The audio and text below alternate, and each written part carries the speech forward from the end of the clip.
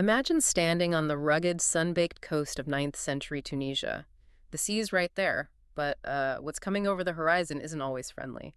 What kind of building do you design? For protection? For faith? For survival? It's a powerful image. Today, we're diving deep into the Aghlabid dynasty's really quite astonishing answer. Mosques that were also fortresses. A fascinating blend.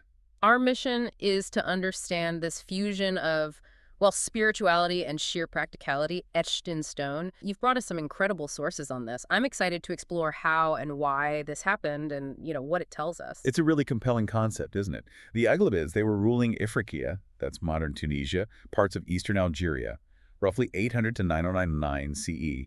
Now, technically, they were governors under the Abbasid Caliphate. Okay, the big power center at the time. Exactly. But, and this is crucial, they operated with a lot of independence. They often had to forge their own path. And this region was difficult. Oh, very precarious. It demanded both strong spiritual centers and really robust defensive strongholds. And what's so fascinating, what they did, instead of building separate structures, they innovated. How so? They created these dual-purpose mosques. Central for worship, yeah, but also designed to be watchful, incredibly durable. It's architecture directly responding to, well, immediate existential needs. That's such a stark image, a spiritual heart that's also a shield. I'm trying to picture the daily life. Can you maybe paint a clear picture of the intensity of these threats? Was it just occasional raids or something more? Constant. Oh, it was far more than sporadic. Yeah. Much more. The Aghlabids were really in a volatile crucible. The threats were persistent, multifaceted, and they shaped everything, including how they built their most important buildings. Okay. So along the coast. Relentless Byzantine naval raids. The Byzantines, yeah, maybe waning a bit, but still a major sea power.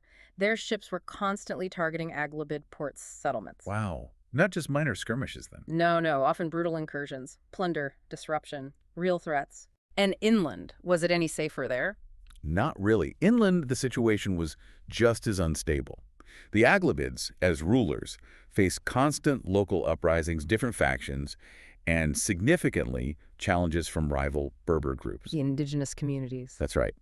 Their relationship with the Aghlabid rulers was, let's say, complex, often marked by fierce resistance, internal conflicts. So you've got threats from the sea and constant political tribal unrest on land. Right, so any big building. Exactly. Any significant urban structure, especially one as central as a mosque, simply had to contribute to the city's defense. It wasn't just a place of prayer. It needed to be a spiritual anchor and a defensive strongpoint at the same time. So they truly evolved into these dual-purpose buildings. Driven by survival, really, a practical response to a pretty hostile environment. As I was looking through the material you shared, the descriptions of the Great Mosque of Sousse, built around 850 CE, they really jumped out at me. It just sounded so different.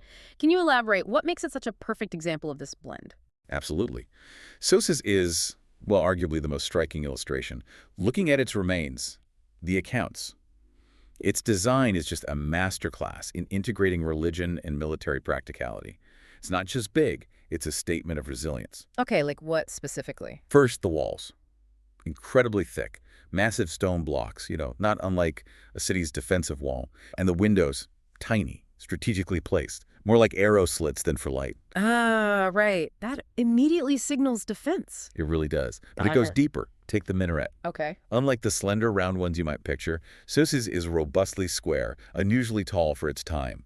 It wasn't just for the call to prayer, its main design purpose. A watchtower. A watchtower from the minaret. Yes. From up there, defenders could spot enemy ships way out at sea or raiding parties coming overland. Imagine the relief for the community, seeing that figure up there scanning the horizon. A constant vigil. Wow. And the rest of the exterior? It reinforces it. The top of the walls, crenellated. Like castle battlements. Exactly like battlements, providing cover for defenders. And the gates were exceptionally sturdy, sunk deep into those thick walls, built to withstand a siege. And people just prayed inside during all this. That was the genius of it.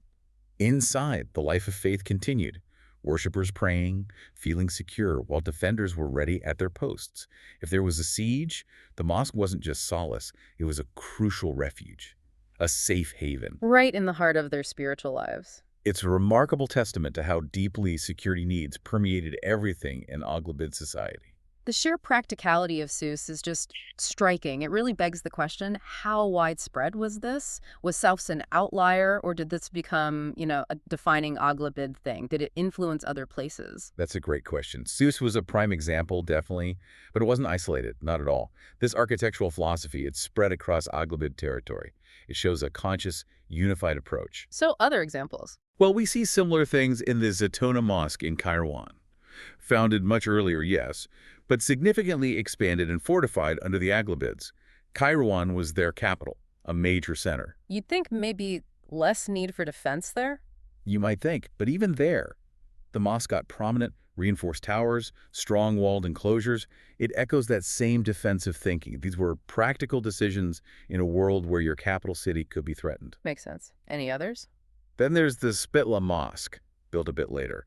Here, they explicitly reinforced the prayer halls with strong buttresses. Those big external supports. Exactly, making the walls much harder to breach or collapse. And many of these mosques also had upper-level balconies or specific watch areas, often right beside or within the minarets. Again, pointing to their role as observation points. So it was clearly a pattern. Adaptable, but consistent. Definitely. A direct response to the dangers they faced. But, if we connect this to the bigger picture, these mosques were so much more than just sanctuaries or defenses. Right. You mentioned community hubs. They really were the vital nerve centers. They became these civic hubs where religious, political, social life all came together. Of course, central for Friday sermons, drawing everyone together. Standard mosque function. Yes, but also platforms for official announcements, legal proclamations read aloud, places for distributing charity, and often, in hard times, centers for distributing grain. So really practical community support, too. Hugely practical. And crucially, these fortified mosques offered that tangible, safe haven during raids or civil unrest. When danger hit, people flocked there, knowing those thick walls offered real protection. So protection wasn't just faith, it was governance embodied in the building. Precisely. Spiritual well-being and physical security intertwined. A holistic approach to survival, really. What stands out to me is how innovative this feels. Not just a temporary fix, but a real shift in thinking about sacred space. Did this idea, this fortified mosque concept, did it last beyond the Aghlabids? Did it influence later architecture in the region? Oh, absolutely. The Aghlabid fortified mosques left a really indelible mark on Islamic architecture, especially across the Maghreb, Northwest Africa. Their designs were just too practical, too effective to be forgotten. So later dynasties picked it up. They did. From the Fatimids, who came next, a major Shiite caliphate, right through to the Almoravids, a powerful Berber dynasty later on. They consciously borrowed and adapted the Aghlabid template. You can actually trace the features. You really can. Those thick, defensive walls, the elevated square minarets doubling as watchtowers, integrating these civic military functions, they became common architectural ideas. You see echoes in Tunis, Fez, even Marrakesh. The design language clearly spoke to that ongoing need for security. Wow, so it really spread. And even centuries after the Aghlabids were gone, you still find coastal and desert towns building mosques with towers that are clearly also watchposts. It wasn't an accident. It's a direct echoing of the defensive intent first seen in Aghlabid buildings. It just became embedded in the region's architectural DNA. So the big takeaway is Their overarching significance is profound. These mosques show Islamic architecture's flexibility, its practicality, its responsiveness to local needs, local pressures. In a region often vulnerable, religion and security didn't just coexist, they fused into a unified building type. Early, powerful examples of balancing spiritual and physical safeguarding. It's really a remarkable testament to adaptive design. what an extraordinary journey through 9th century Tunisia, really revealing this incredible mix of devotion and just daring practicality. It's eye-opening, isn't it? Seeing how a place of worship could so seamlessly be a fortress, too. Reflecting those turbulent times, you've really seen how these weren't just buildings, but living responses to need, a testament to adaptation. Indeed. And their legacy, it remains potent. You see it in the stone walls, those distinctive square towers, the layouts across the Maghreb today.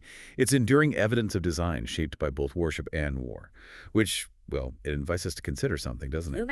In our modern world, still grappling with security, with community needs, how might we recognize echoes of this multifunctional architecture today? Where do you see spaces now that are asked to do more than one primary thing? Balancing form, function, resilience, much like those Aghlabid mosque fortresses did 1,000 years ago.